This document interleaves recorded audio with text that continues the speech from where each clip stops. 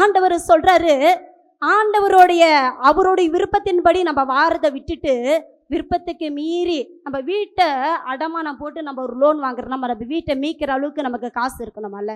அப்ப ஏன் நீங்க அதை செய்யறீங்க?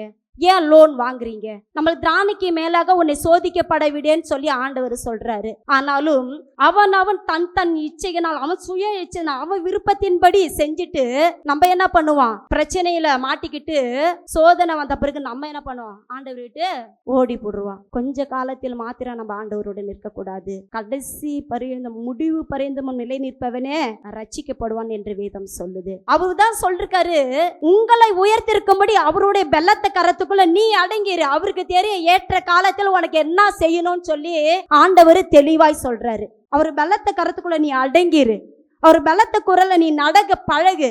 ஆண்டவர் நமக்கு ஏற்றவைகளை அவர் அதின் காலத்தில் நேர்த்தியா செய்கிற தேவன்.